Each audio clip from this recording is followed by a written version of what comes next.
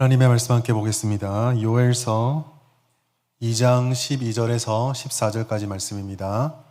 요엘서 2장 12절에서 14절까지 말씀, 구약성경 1271면에 있습니다. 요엘서 2장 12절에서 14절까지 말씀.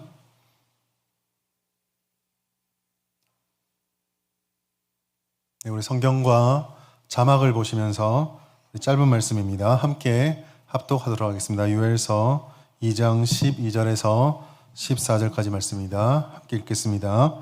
여호와의 말씀에 너희는 이제라도 금식하고 울며 애통하고 마음을 다하여 내게로 돌아오라 하셨나니 너희는 옷을 찢지 말고 마음을 찢고 너희 하나님 여호와께로 돌아올지어다.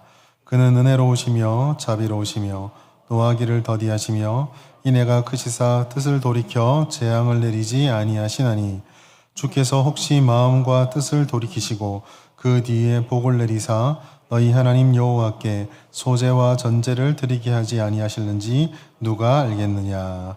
아멘. 오후에 배우신 여러분을 주님의 이름으로 환영합니다. 식사들 다 하셨나요? 네, 그냥 물어봤습니다.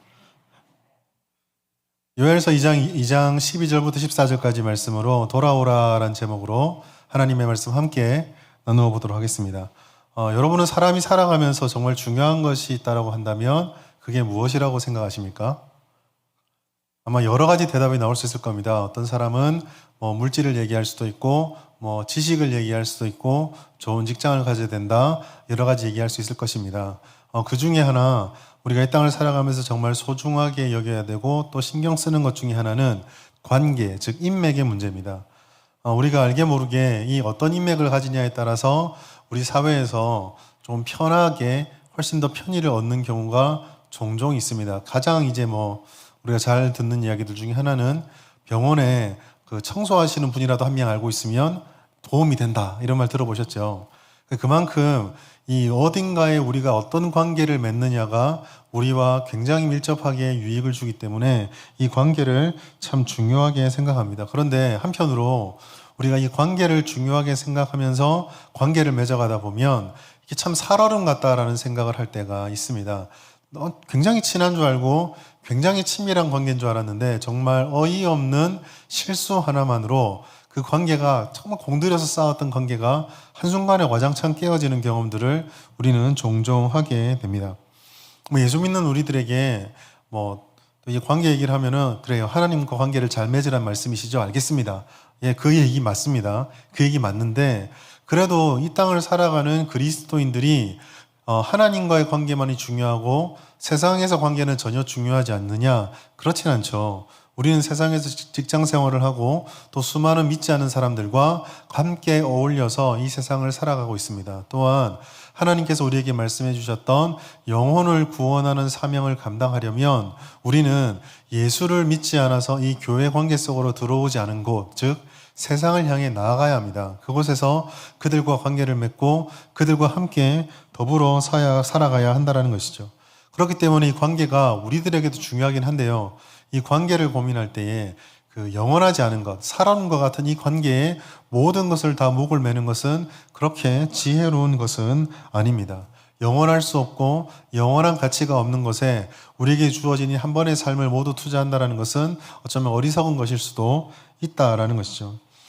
관계 얘기를 제가 왜 이렇게 길게 했느냐면 오늘 본문의 말씀은 하나님께서 요엘을 통해서 이스라엘 사람들에게 돌아올 것에 대한 말씀을 하고 있기 때문입니다. 이 말씀을 하나씩 조금 살펴보도록 하겠습니다. 먼저 살펴볼 것은 현실의 문제입니다. 현실이라고 하는 것은 우리가 누구냐, 어떤 존재냐 하는 그 현실에 대해서 우리가 조금 생각해 볼 필요가 있다라는 것입니다. 어떤 관계를 맺을 때, 어떤 문제를 풀어나갈 때 항상 어떤 질문을 하느냐, 무엇으로부터 출발하느냐가 어떤 답을 내느냐에 굉장히 큰 변화를 가져오고 차이를 가져옵니다. 우리가 관계를 찾는 여정을 할 때 제일 첫 번째 던져봐야 될 질문은 무슨 관계가 유익한 관계입니까? 이게 아니라 우리가 누구인가로부터 출발을 해야 합니다. 그리고 이 질문에 대해서 성경은 우리들에게 우리가 누구인지를 분명하게 말씀해주고 있습니다. 창세기 1장 27절 말씀, 하나님이 자기 형상, 곧 하나님의 형상대로 사람을 창조하시되 남자와 여자를 창조하시고, 우리가 본 방금 이 말씀은 창세기에 있는 인간의 창조에 대해서 기록되어 있는 하나님의 말씀입니다. 이 말씀은 우리가 누구인지에 대해서 분명하게 말해주고 있는데, 우리는 하나님께서 창조하신 하나님의 피조물입니다.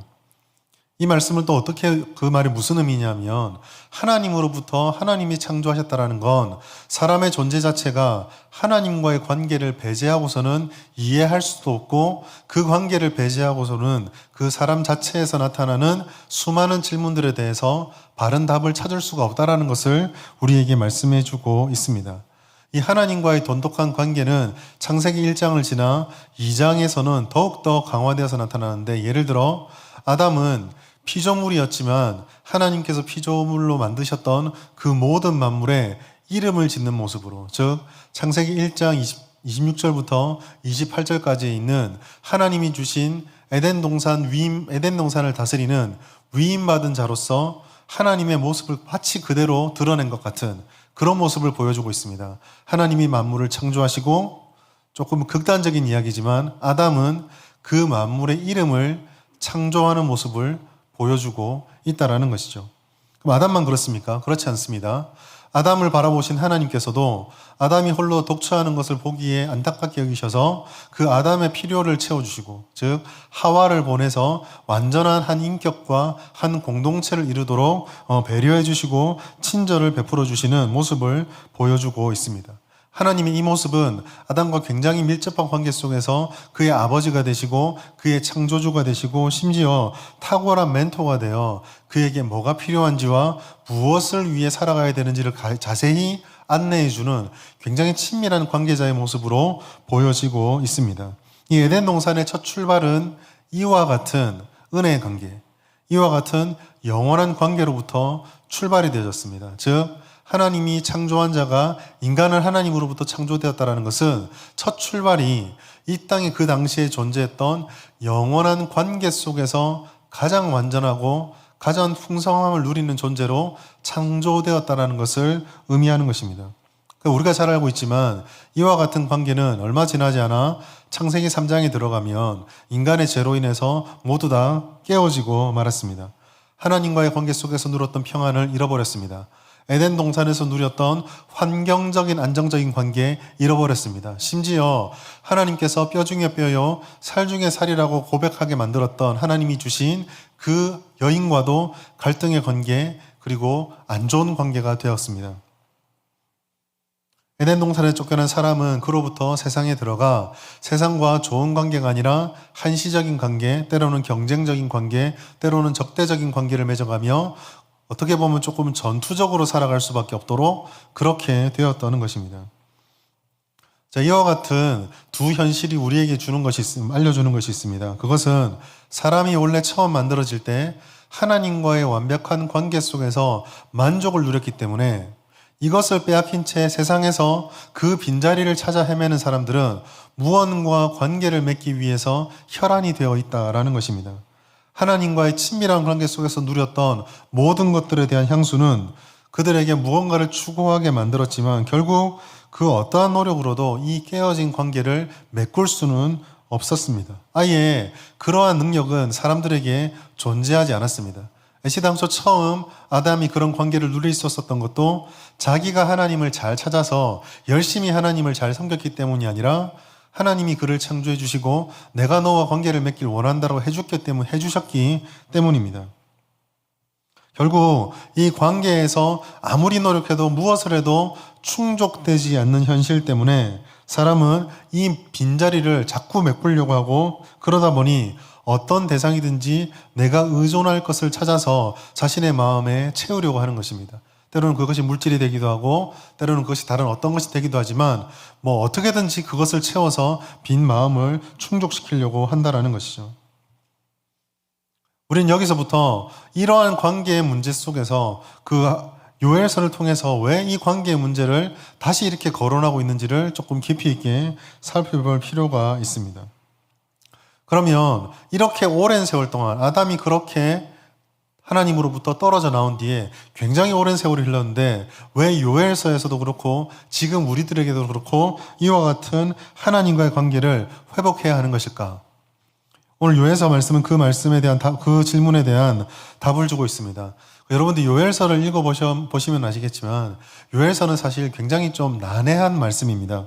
그 요엘서를 해석하고 연구하는 학자들조차 뚜렷하게 이거다라고 명확하게 좀 통일된 것보다는 좀 다양한 해석들과 다양한 고민들을 가지고 여전히 연구를 하고 있습니다. 또한 이 요엘서 말씀에 선지서임에도 불구하고 되게 독특한 점은 그래도 요엘이 하나님으로 말씀을 받아서 예언은 하고 있는데 도대체 이 예언 속에 담겨 있는 구체적인 이스라엘의 죄가 뭐냐라고 물으면 모르겠습니다.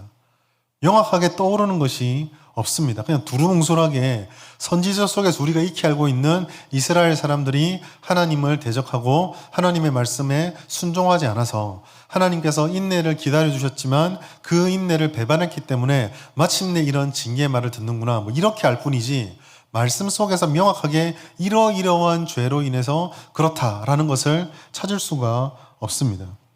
그런데 그럼에도 불구하고 이 요엘서 말씀이 중요한 이유는 요엘서 말씀 속에 있는 두 단어 때문에 그렇습니다. 하나는 여호와의 날이라는 단어이고 또 다른 하나는 말세 임할 성령, 우리가 잘 알고 있는 요엘서 2장 28절부터 30절에 있는 그때 하나님께서 부어주시는 성령에 대한 예언 때문에 그렇습니다. 그리고 오늘 본문의 말씀은 특별히 이 여호와의 날에 대해서 집중을 하고 있습니다.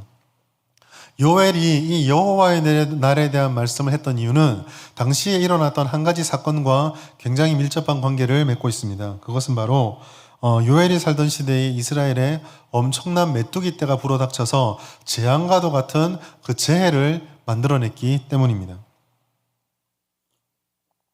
요엘서 1장 4절과 10절과 11절과 17절 그리고 2장 전체를 통해서 이와 같은 메뚜기의 모습들, 메뚜기 재앙을 발견할 수 있는데 이 메뚜기 재앙을 들은 이스라엘 사람들은 이스라엘 사람들에게 있어서 이 메뚜기 재앙이라는 것은 잊을 수가 없는 기억입니다. 우리가 이스라엘이 가나안 땅에 들어가는 그 첫 출발이 되었던 출애굽 시대, 그 애굽에 내렸던 10가지 재앙 속에 하나님을 대적하는 애굽을 벌하기 위해서 하나님이 주신 재앙 중에 이 메뚜기 재앙이 들어 있습니다. 그리고 모세도 하나님께서 주시는 말씀을 증거할 때에 이 메뚜기가 하나님의 재앙으로 임한다, 벌로 임한다라는 것을 분명히 말씀했습니다. 신명기 28장 42절 말씀 보면 내 모든 나무와 토지 소사는 메뚜기가 먹을 것이며 즉 네가 약속한 땅 가나안에 들어가 거기는 젖과 꿀이 흐르는 풍성한 땅인데 하나님의 말씀을 따르지 않으면 네가 저 애굽에서 보았던 그 메뚜기가 쫓아와서 너희 땅을 먹을 것이다 라고 말씀해주고 있었던 것입니다. 그럼 이 메뚜기의 심판, 메뚜기 재앙을 바라본 요엘서 그리고 이스라엘 사람들에게 왜 이것이 하나님의 날이다 라는 날이다라는 개념으로 접근할 수밖에, 다가갈 수밖에 없었을까요? 보통 하나님의 날이라고 하는 이것을 이스라엘 사람들은 좋은 날로 받아들이고 있었습니다.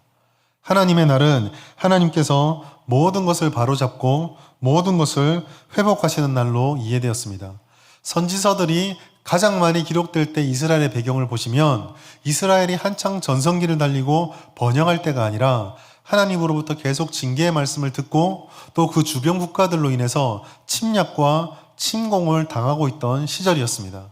힘을 잃어가고 하나님이 주셨던 그 백성의 위엄을 잃어가고 있어서 쉽게 말해 옛날이 좋았더라 뭐 이런 생각에 젖어 있을 그때쯤이었거든요. 그러니까 하나님의 날이 임한다라는 것은 우리가 애굽을 꺾었던 그 천하를 호령했던 모세 시절처럼 다윗과 솔로몬 때 이 온 열방의 주변 나라들을 다 복속시켰던 그때처럼 야 이제 우리에게 다시 그 날이 돌아오는구나. 이건 사실 이스라엘 사람들의 메시아 사상의 원형입니다. 여기서부터 우리가 신약으로 쭉 가면은 로마로부터 우리를 회복시키고 다시 영광스러운 나라로 만들어줄 다윗의 후계자가 올 때 쭉 연결되어 있습니다. 이게 이스라엘 사람들이 생각하는 하나님의 날이었습니다.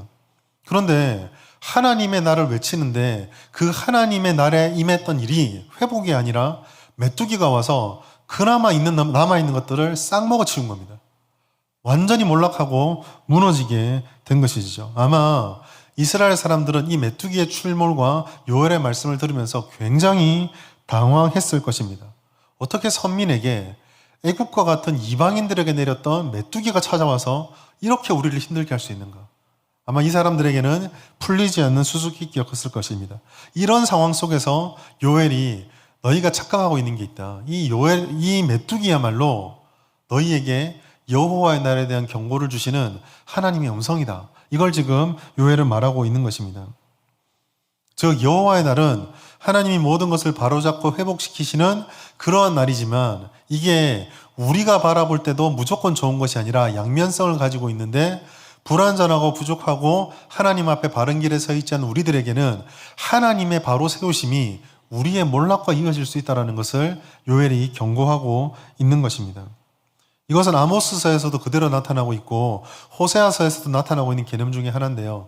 하나님의 날이 임할 때에 모든 것이 심판의 날로 임하여서 지금 너희들이 착각하고 있는 소위 말해 나 제사 잘 드리고 우리는 하나님의 백성이니까 이것만 잘 참으면 좋은 날이 올 거야 라고 하는 그런 착각이 얼마나 잘못된 것인지를 계속적으로 말씀해주고 있는 것입니다. 선민이라서 하나님의 은혜를 받는 게 아니라 이스라엘이니까 여호와의 날에 하나님의 회복이 있는 것이 아니라 거기에 합당한 하나님의 백성다운 삶이 주님과의 깊은 관계 속에서 하나님의 은혜를 쫓아가는 삶이 과연 너에게 있느냐? 너희가 정말 하나님을 존중하고 사랑하고 하나님을 순종하면서 누가 봐도 하나님 백성다운 삶을 살고 있느냐? 이게 더 중요하다는 것을 요엘서뿐만 아니라 아모스와 호세아가 계속해서 말씀하고 있는 것입니다. 그러므로 이 메뚜기는 여호와의 날이 가까워 왔다라는 경고였습니다. 스스로 하나님의 백성이라고 안심하며 이 정도면 됐지. 나는 뭐 다른 거 할 거 없지. 내가 이스라엘 사람인데 뭘 더 할 게 있나. 라고 착각하고 있는 사람들에게 정신 차려라고 경고의 말씀을 주는 것입니다. 그리고 이것은 우리들에게도 동일합니다. 우리가 하나님과의 관계를 회복하지 않고 내가 신앙을 가지고 있으니 내가 그래도 교회에서 직분을 맡고 그래도 일주일에 한번 예배를 드리고 봉사를 하고 이렇게 하니 나는 하나님과 관계가 괜찮겠지. 아니면 그냥 당연히 괜찮을 거고 맺어져 있다는 생각만을 가지고 무심결에 지나가다 보면 나도 모르게 오늘날 신현대판 선민사상에 빠질 수가 있다라는 것이죠. 그러한 속에 빠지게 되면 메뚜기가 이 땅을 황폐하는 것처럼 우리의 심령과 우리의 마음과 우리의 삶이 이렇게 황폐해져 가고 있음에도 자칫 잘못하면 모르고 있을 수가 있다라는 것입니다. 그러므로 하나님께서 이 메뚜기의 재앙을 우리에게 보여주신 이유는 이것 때문입니다. 하나님의 관계를 사활을 걸고 회복하지 않으면 안 된다는 것을 깨닫게 하기 위해서 우리들에게 들려주고 있는 것입니다. 하나님과 나는 지금 어떤 관계를 맺고 있는가? 하나님과의 관계가 단절되어 있음에도 불구하고 괜찮다라고 생각하고 있지는 않은지, 하나님과의 관계가 너무 오랫동안 단절된 나머지 그렇게 단절됐다는 사실조차 망각하고 다시 이어야겠다는 생각도 하지 못하고 있는 것이 아닌지를, 그것을 진짜 잘 살피고 있는지를 우리들에게 들려주고 보여주고 있는 것입니다. 우리의 최우선이, 우리의 인생의, 우리의 신앙의 최우선이 먼저 하나님과의 관계를 바로잡고 그 다음 세상으로 나가야 한다는 것을 우리들에게 말씀하고 있는 것이죠. 자, 그럼 여기까지 이렇게 말씀드리면 이런 질문이 또 생길 수 있습니다. 그러면 우리가 하나님과 관계가 과연 제대로 맺어져 있는지 그건 어떻게 알 수 있습니까? 조금 더 부정적으로 말하자면 만약 우리가 하나님과의 관계가 단절되어 있거나 정상적이지 않고 고칠 것이 있다면 어떤 증상들이 우리에게 나타납니까? 이것을 물을 수 있을 것입니다. 첫 번째로 하나님과의 관계가 단절되고 우리가 하나님과 관계에서 이상이 생기게 되면 하나님의 말씀에 대한 친밀감과 진지함이 사라집니다. 불신자들의 경우는 이 말씀에 대한 친밀감, 하나님을 믿지 않고 아직 하나님의 관계 속에 들어오지 않은 분들에게는 이 말씀과의 친밀감은 사실 이야기할 필요가 없습니다. 그저 여러 책들 중에 하나이기 때문에, 여러 말들 중에 하나이기 때문에 좋은 말씀이네. 끝나버리죠. 친밀감이나 그 진정성과는 아무 상관이 없습니다. 그런데 성도들의 경우는 조금 다릅니다. 성도가 하나님과의 관계가 단절되거나 이상이 생기면 하나님의 말씀에 대한 애정이라든지 그 말씀을 통해 우리의 심령에 끊임없이 부어지는 그 넘치는 생명력이 조금씩 사라지기 시작합니다. 말씀을 통한 영적인 감동들이 흐려지기 시작합니다. 그리고 그 들려지는 말씀 앞에 겸손한 순종의 자세와 그리고 내가 오늘 어떤 말씀을 듣게 될까, 어떤 말씀을 읽게 될까, 혹 말씀을 읽으면서 무엇인가를 기대해야 되겠다라는 그런 기대감과 의존감이 얕아지거나 사라지게 됩니다. 그렇게 되면 말씀은 읽기는 읽으나 듣기는 하지만 의무감으로 읽고 들을 뿐이지 꼭 내가 그 말씀 안 읽었다고 해서 뭐 크게 불편하지도 않고 꼭 그 말씀을 안 들었다고 해서 뭐 크게 별다른 이상도 없는 그런 그냥 일반적인 평범한 일상으로 말씀과의 관계가 끝나게 되는 것이죠. 그러니 아무리 말씀을 읽고 묵상한다고 해도 우리의 심령을 만지시는 성령의 은혜를 경험하지 못합니다. 말씀 가운데 역사하시는 성령이 주시는 감동, 그 감동 때문에 흐르는 눈물이 조금씩 말라가기 시작한다는 것입니다.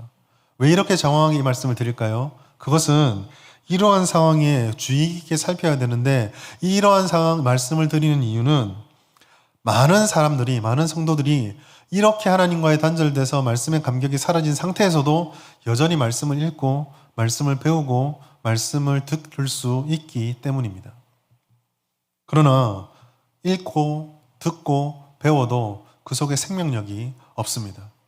말씀의 씨앗이 세상을 창조하는 능력과 권세였는데 그와 같은 변화의 힘이 성도의 삶에서 역동적으로 나타나지 않는 것입니다.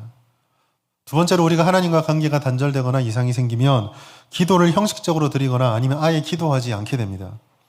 특별히 함께 모여서 기도하는 것보다는 은밀한 기도가 흔적도 없이 사라지거나 굉장히 형식적인 것으로 끝나버리게 됩니다.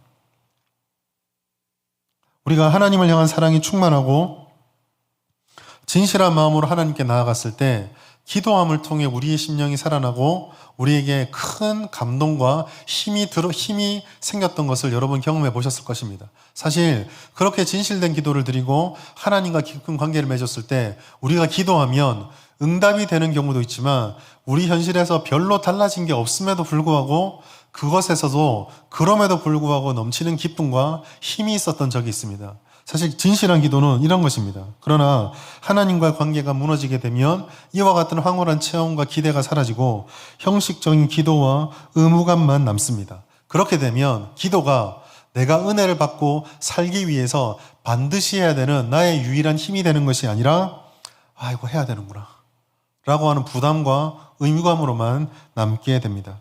그러다 보니 점점 기도의 형태만 갖추어지게 되고 그리고 남들이 보여지지 않는 곳에서 은밀히 드리는 기도는 점점 그 모습과 자취를 감추게 되는 것이죠. 누군가가 기도합시다 라고 권면하면 알고 있어요 로 끝나버리는 것입니다. 세 번째로 은혜의 방편들이 형식적으로 우리 삶에서 나타납니다. 은혜의 방편이라고 하는 것은 대표적으로 예배라든지 말씀이라든지 기도와 같은 이와 같은 것들을 은혜의 방편이라고 하는데 이런 신앙생활에 굉장히 중요한 요소들을 그저 습관적으로 드리는 예식 중의 하나로 생각하게 됩니다. 예배는 그저 빠져서는 안 되는 부담감이고 성례는 정기적으로 1년에 우리 교회가 한 3번 드리니까 그냥 드리면 되지 뭐 이렇게 끝나버리게 됩니다. 살아계신 하나님을 찬미하고 그분의 영광을 바라보고 그래서 한없이 기대되고 그런 마음들이 사라지게 되죠. 예배를 드리나 우리의 삶이 충만해진다거나 새 힘을 얻는다거나 그동안 내가 어그러지고 삐뚤어져 있어서 방향을 전환해야 될 것들이 깨달아지지도 않고 설령 그게 깨달아진다고 하더라도 하나님께 감사한 것이 아니라 부담만 느낀 채 오늘 괜히 왔다 이런 생각을 가지고 돌아갈 수도 있습니다. 그러다 보니 우리의 말씀과 기도와 성경 읽은 생활 예배뿐만 아니라 우리의 삶 전체와 함께 동행해 주시고 조명해 주시는 성령의 인도로부터 조금씩 멀어지고 경험하지 못하게 됩니다. 일상생활에서 우리의 신앙적인 모든 것들은 조금씩 관심 밖으로 멀어지게 되고 부랴부랴 주일이 되어서야 다시 한번 생각하게 되는 그와 같은 울타리 안의 신앙으로 바뀌게 되는 것입니다. 네 번째로 이런 상황에 빠지게 되면 내면의 부패가 증가하기 시작합니다.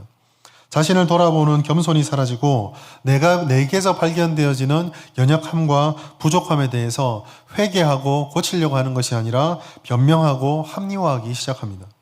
알겠습니다. 알겠는데 지금은 어쩔 수가 없네요.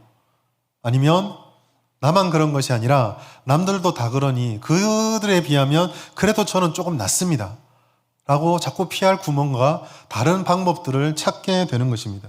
그러다 보면 어느 시점이 되면 은밀한 범죄, 즉 겉으로 보았을 때는 아무렇지도 않아 보이지만 아무도 발견하지 못하는 곳에서 조금씩 늘어나는 내 안의 범죄들이 나를 조금씩 잠식하기 시작합니다. 특별히 신자 성도들의 경우 한번 하나님의 은혜 속에 깊이 들어갔다가 이런 상태에 빠져서 죄의 영향을 받게 되면 굉장히 비참해지게 되고요. 또 나중에는 이 죄에 저항하는 힘을 상실해 버리게 됩니다. 자기 관찰이 약해집니다. 분별력이 약해집니다. 하나님의 은혜만 의지하는 것이 사라지고 자꾸 다른 곳에서 또 다른 도움을 기대하게 됩니다. 자기 점검이 소홀해지고 변명과 핑계를 드리게 되고 그러다 보니 다시 앞으로 돌아가게 되는 것처럼 예배 때 올 때마다 마음 편하게 오지 못합니다. 말씀 읽으려고 그러면 그러한 내면의 여러 가지 연약함들이 말씀을 펼칠 때 혹 이게 지적을 받을까? 혹 이게 불편할까? 기도할 때마다 혹 이런 것들이 내 마음에 부담이 될까? 두렵고 어렵고 피하고 싶어서 점점 하나님의 빛으로부터 멀어지게 되는 것이죠. 그러다 보면 겉으로 볼 때는 한없이 신앙적으로 보이는데 본인도 알고 하나님이 아는 것처럼 점점 내면으로는 하나님으로부터 한없이 멀어지는 이중적인 모습으로 나타나게 되는 것입니다. 다섯 번째로 이렇게 하나님과의 거리가 멀어졌을 때 아까 우리가 처음 보았던 사람은 관계를 분명히 추구하고 뭔가 의존하려고 하기 때문에 내면의 하나님과의 관계를 들어올 자리가 빼앗긴 채가 되면 자연스럽게 세상에 의존하게 되고 이 세상으로 나가게 됐을 때 세속적인 가치관이 우리들의 마음을 장악하게 됩니다. 이렇게 장악되게 되면 우리는 하나님의 가장 중요한 명령을 어기고 그로부터 멀어지게 되는 것이죠. 레위기 19장 2절에 보면 너는 이스라엘 자손의 온 회중에게 말하여 이르라 너희는 거룩하라 이는 나 여호와 너희 하나님이 거룩한 님이라. 거룩하라 즉 세속적인 가치관을 쫓아가고 그것에 지배되지 말고 거룩하게 구별이 돼서 떨어져서 이 땅을 살아가지만 하나님의 자녀답게 하나님의 가치관과 하나님의 방법으로 살아가라 라는 말로부터 점점 멀어지게 되는 것입니다. 하나님과의 관계가 단절되면 지속적으로 하나님과 세상과의 경계선을 허물려고 합니다. 아니면 세상과 교회를 칼같이 구분해서 세상에서의 나와 교회에서의 나를 전혀 다른 존재로 살아가도록 만듭니다. 또 다른 한 가지가 있는데 앞에 제가 지속적으로 세상과 하나님의 경계선을 허문다고 했는데 지금 말씀드린 세 번째는 허무는 것은 똑같습니다. 이렇게 세속적 가치의 지배를 받게 되면 세상과 교회의 경계가 허물어지는데 바르게 허물어뜨리려면 교회에서 가지고 있는 하나님의 가치관을 가지고 세상으로 나가야 되는데 반대로 세속적인 가치를 가지고 교회로 신앙으로 들어옵니다. 그것을 신앙이다라고 생각하게 되는 것이죠. 그러나 우리가 기억할 것이 있습니다. 이 두 가지는 결코 공존할 수가 없습니다. 세속적 가치와 하나님의 가치는 물과 기름입니다. 아무리 섞으려고 해도 섞을 수가 없습니다. 그렇기 때문에 하나님과 단절되어서 세속적 가치의 영향을 자꾸 받게 되면 섞이지 않은 것을 섞으려고 하다가 결국 마지막에는 내가 잘 섞었다라고 착각하게 되는데 사실 전적으로 세상으로 점점 더 나아가게 되는 것이죠. 여섯 번째로 이러다 보니 교회가 재밌을 리가 없겠죠. 교회가 중요하게 느껴지지 않습니다. 그러다 보면 공동체의 교제가 형식화되고 단절되게 됩니다. 굳이 필요하지 않는 모임, 예배를 제외한 평일에 굳이 교회 사람 만나고 굳이 평일에까지 교회를 하고 굳이 평일에까지 이렇게 하나님을 위해 쓸 필요 있느냐라고 말하며 단절하게 되는 것이죠. 여러분 성경은 영적 공동체의 연합과 함께함을 굉장히 아름다운 것으로 묘사합니다. 시편 133편 1절 같이 한번 읽겠습니다. 시작. 보라 형제가 연합하여 동거함이 어찌 그리 선하고 아름다운고. 하나님께서는 하나님 믿는 백성들이 함께 연합하고 함께 생활하고 함께 무엇인가 하는 연합과 동거를 정말 아름다운 것이라고 우리들에게 말씀해 주셨습니다. 교회는 어떤 것입니까? 교회는 성도들의 모임입니다. 단지 모이는 게 아닙니다. 성도들이 모여있는 교회는 세상 속에서 소수로 흩어져 있는 구별된 믿음의 성도들이 함께 모여 삶을 나누고 인생을 나누며 희노애락을 함께 공유하고 공감하고 그리고 그 삶을 함께 나누는 가운데 혼자 버겁게 아둥바둥거릴 수 있는 그 사람의 손을 같이 붙잡고 함께 발버둥 치고 아둥바둥거려 주는 것이 바로 교회입니다.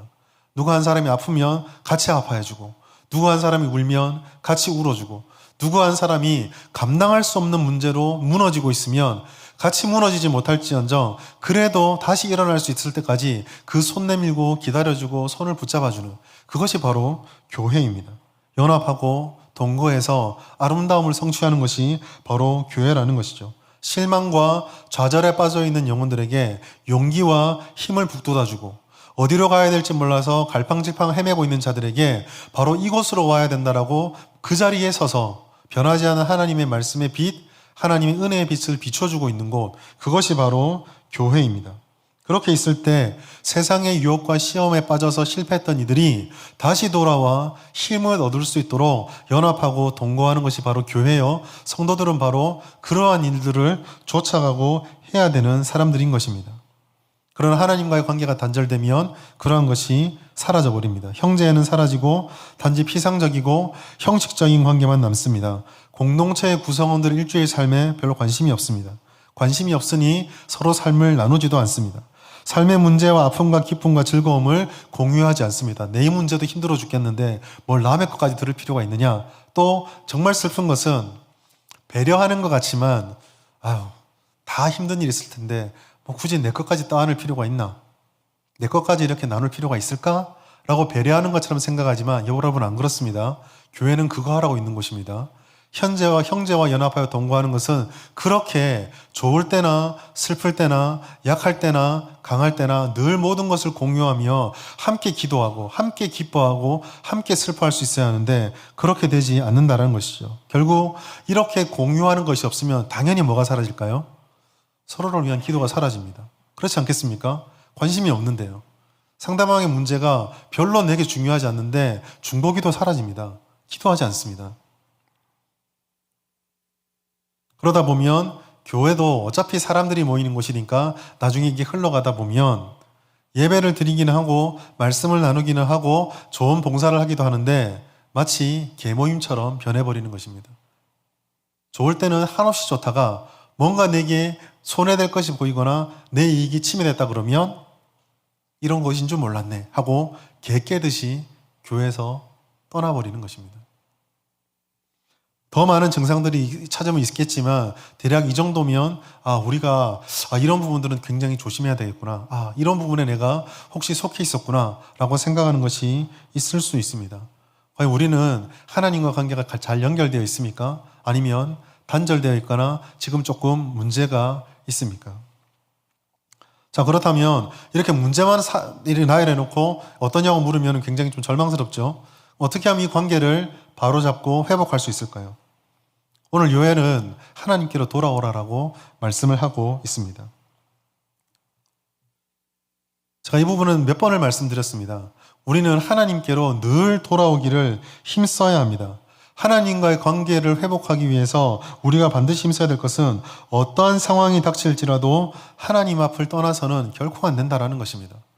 간혹 세상에 보면 너무 첨예하게 대립하는 인간관계나 혹 부부관계 속에서 너무 이 갈등이 심할 때 세상의 법이나 혹시 다른 사람 조언에 의해서 조금 한동안 한 2, 3주 떨어져 있어 봐라 이런 이야기를 하죠. 그게 회복이 되는 것처럼 이야기를 합니다. 하나님과 관계는 그렇지 않습니다. 하나님의 관계는 너 지금 신앙생활 하면서 너무 힘드니까 잠시 조금 거리를 둬봐라. 굉장히 치명적인 사단의 유혹입니다. 성경은 반대로 말합니다. 메뚜기 재앙이 왔습니다. 너희가 하나님과 관계가 끊어져 있다라고 하나님이 신호를 주셨습니다. 그 신호 뒤에 하나님 뭐라고 말씀합니까? 나와 너희 관계가 정상적이지 않고 힘드니 조금 떠나 있으라. 아닙니다. 돌아오라입니다. 하나님 앞으로 돌아와야 합니다. 하나님 앞에 돌아와야 하나님께서 실질적인 변화와 은혜를 우리들에게 부어주시고 우리를 회복시키시고 붙잡아 줍니다. 여러분, 요나가 이걸 굉장히 잘 깨달았거든요. 니느웨에 가서 원수들의 민족을 회복하라는 메시지를 전하란 말을 듣고 요나가 하나님께 반란하고 도망쳐버립니다. 하나님의 관계가 깨져버린 것입니다.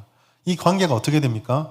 깨어진 관계 때문에 요나는 하나님의 뜻에 따라서 물고기에게 잡아먹혀서 사흘간 그 뱃속에 있게 됩니다.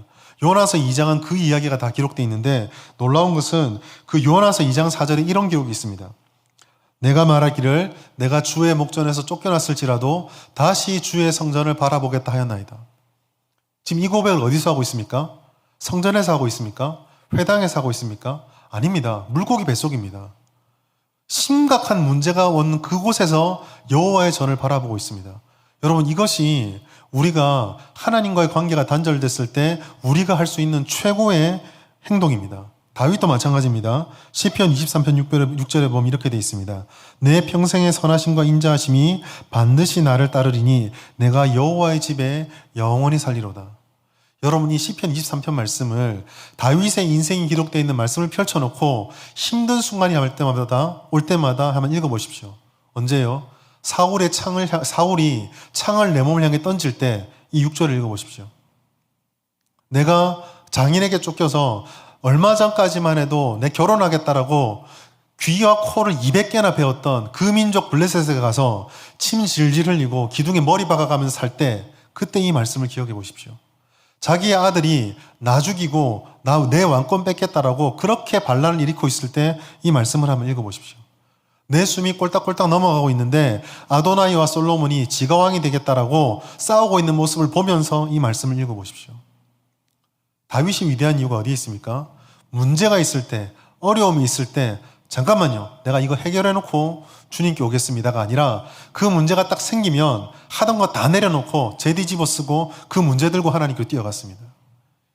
이게 다윗이 하나님과의 관계가 깊어졌던 비결입니다. 그러나 대부분의 사람들은 이걸 힘들어합니다. 하나님과 단절되면 많은 사람들이 그 단절을 가져왔던 문제와 상황을 붙잡고 하나님에게 상실감, 배신감 그런 것들을 느끼고 또 불평하고 원망합니다. 불필요하게 하나님께 나오는 것을 불필요하다 생각하고 무시하고 외면하며 분노합니다. 그러나 여러분 기억하십시오. 단절의 원인을 제공한 것은 하나님이 언제나 아닙니다. 언제나 단절의 원인을 나중에 깨닫고 은혜 받고 돌이켜보면 항상 단절의 원인은 내가 제공했습니다. 우리가 먼저 선택을 하고 우리가 그렇게 한 것이죠.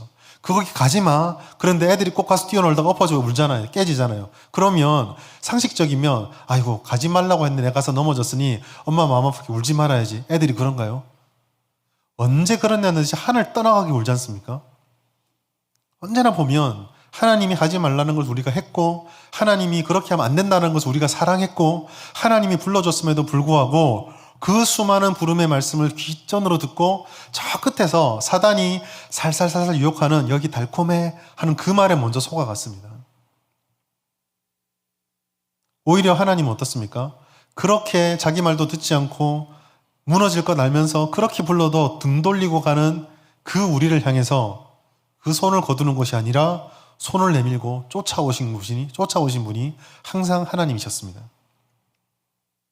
우리가 하나님에게 돌아가려고 할 때 죄의 세력은 그것을 결코 묵과하지 않습니다. 광명의 천사로 다가와서 늘 우리를 유혹합니다. 고린도후서 11장 14절 이것은 이상한 일이 아니니라 사탄도 자기를 광명의 천사로 가정하느니. 우리가 하나님께 돌아가려고 할 때 하나님께 돌아가겠다.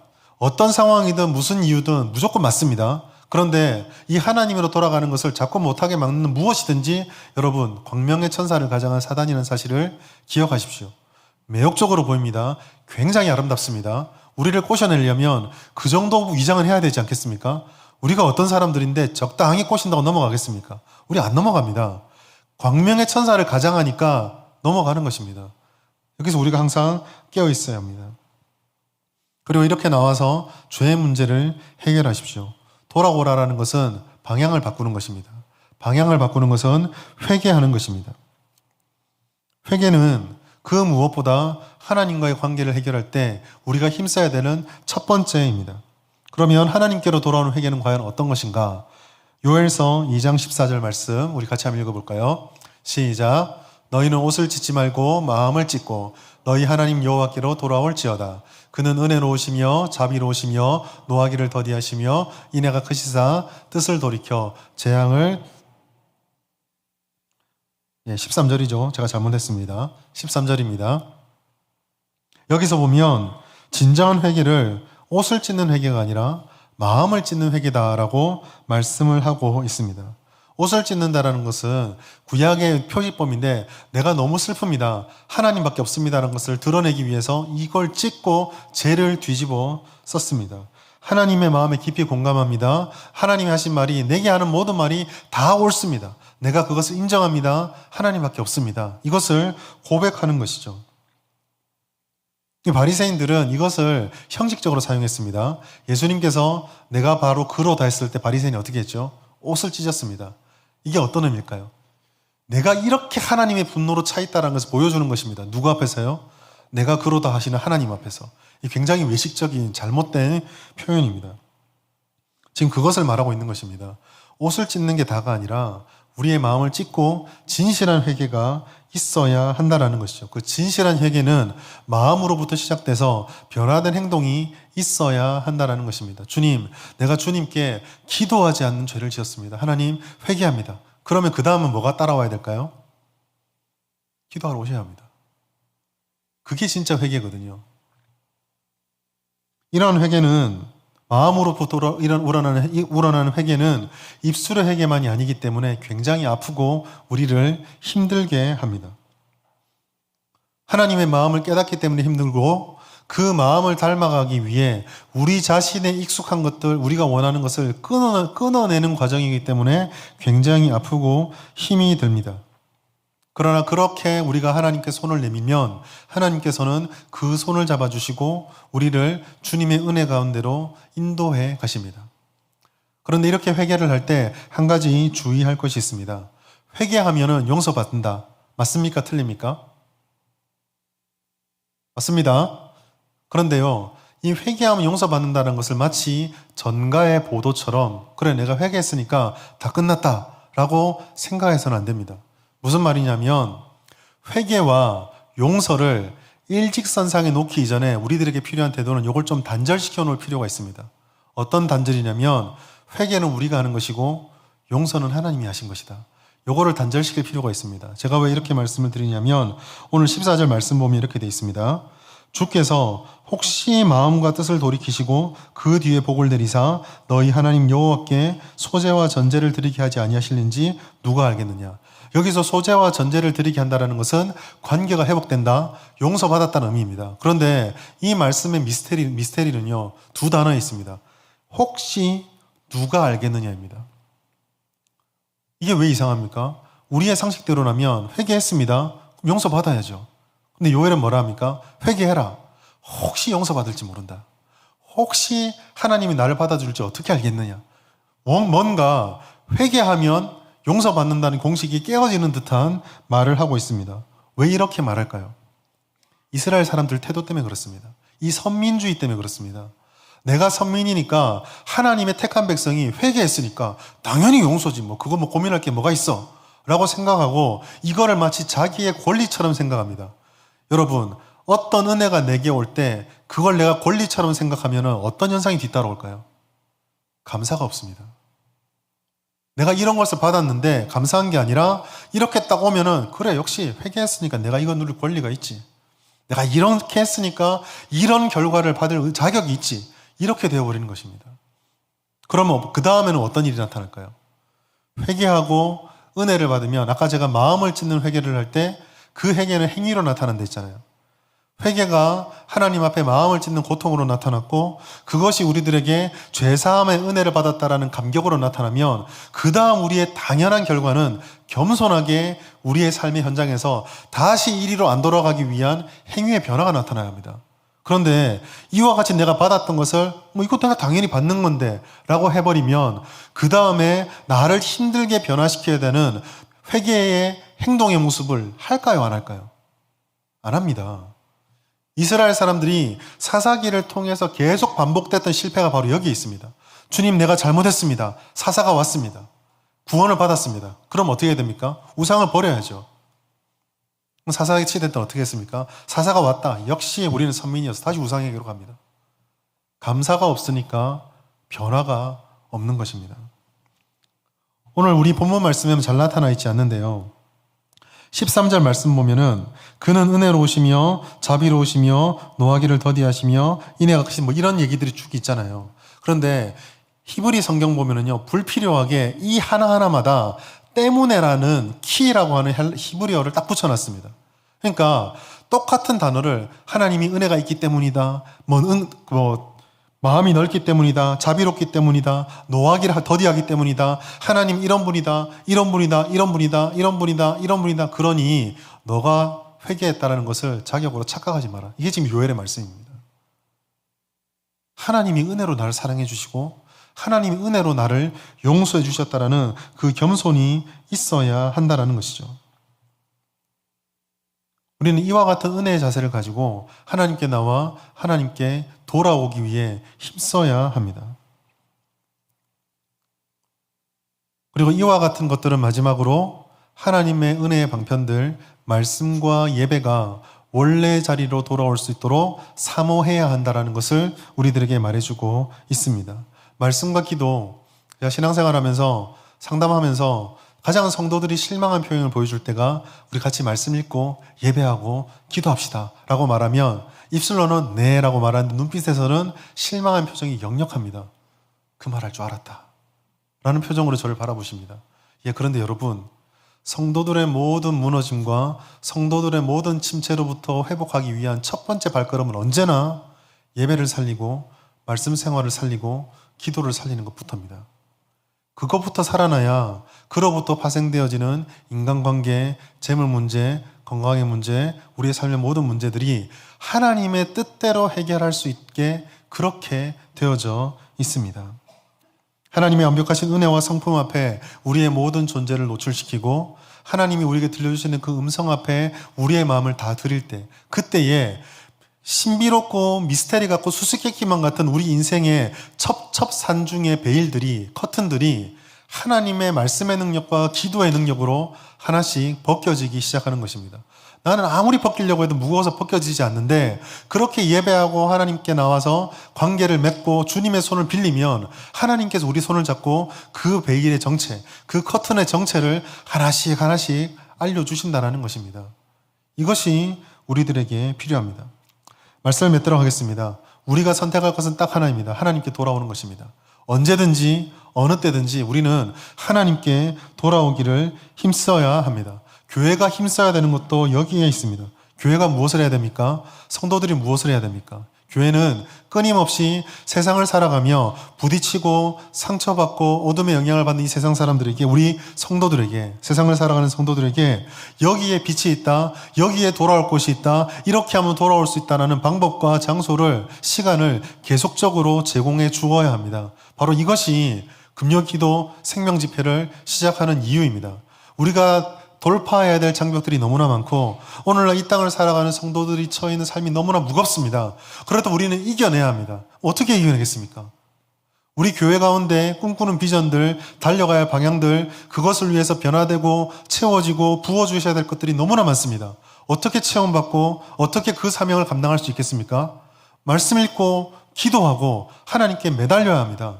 그것이 금요기도 생명집회를 함께 하길 원하는 마음으로 여러분께 제시하는 교회의 입장입니다. 돌아와야 다시 살아날 수 있습니다. 돌아와서 무릎을 꿇어야 우리가 이겨낼 수 있습니다.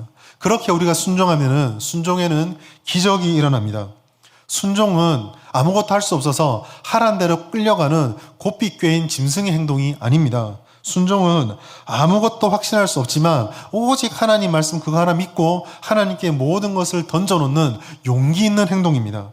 하나님께서는 그와 같은 용기 있는 행동에 기적으로 응답하시고 모든 것을 열어주시는 모습으로 우리들에게 찾아오십니다. 여러분, 기도할 때, 순종할 때 홍해가 갈라졌고, 순종할 때 여리고성이 무너졌고, 순종할 때 하나님의 역사가 많이 나타났습니다. 그리고 저는 믿습니다. 이번 기도 생명 집회, 금요기도 생명 집회이기 때문에 힘이 있는 것이 아니라 하나님 기도할 기회가 생겼습니다. 함께 기도할 자리가 생겼습니다. 제가 기도하겠습니다. 부르심이라고 생각하고 기도하겠습니다. 그 마음에 순종하시면 반드시 우리 진주성북교회를 통해서 세상으로 도저히 알 수 없다라고 했던 그 기적들이 일어날 것입니다. 하나님이 약속했던 일들이 반드시 성취되게 될 것입니다. 하나님의 백성이 하나님 믿고 기도하는데 안 될 일이 어디에 있겠습니까? 안 될 것이 어디에 있겠습니까? 우리가 이 말씀을 기억하시면서 하나님 앞으로 돌아옵시다. 언제든지 돌아옵시다. 그리고 주변에 있는 여러분들에게, 많은 분들에게 어려움과 아픔과 상처 속에 힘들어하는 이들에게 끝없이 권면해 주십시오. 그래도 하나님께 돌아와야 된다. 그래도 하나님께 돌아와야 한다. 그래야 살아납니다. 그래야 그분을 살릴 수가 있습니다. 그것이 하나님의 약속입니다. 이 약속을 믿고 하나님께 돌아와 모두가 살아나고 하나님이 기뻐하는 공동체로 세워진 우리 진주성북교회 될 수 있기를 예수님의 이름으로 축복합니다. 하나님 아버지 감사합니다. 오늘도 우리에게 주시는 주님의 은혜를 따라 돌아오라는 주님의 말씀을 들었습니다. 하나님 아버지, 우리가 넘어야 될 장벽들이 너무나 많고 또한 우리가 해야 될 하나님의 사명들이 너무나 많으며 또 이 세상 속에 살아가는 우리들의 삶의 버거움들도 우리를 늘 짓눌러 오고 있습니다. 하나님 아버지, 우리가 이러한 가운데 그 무엇보다 하나님과 우리의 관계를 돌아보게 하시고 그 관계를 바로 세우는 데 힘쓰게 하여 주시옵소서. 하나님께 나아와 주님께 기도하고 말씀을 붙잡고 하나님 앞에 철저한 회개를 통하여 하나님 앞에 바른 관계를 맺고 우리에게 주신 주님의 사명들을 잘 감당할 수 있도록 하나님 도와주시고 역사하여 주시옵소서. 말씀을 듣는 자리, 기도할 수 있는 기회를 놓치지 말게 하시고 우리가 순종하여 기적을 경험하는 우리 모두가 될 수 있도록 역사하여 주시옵소서. 감사드리며 예수님의 이름으로 기도드립니다. 아멘.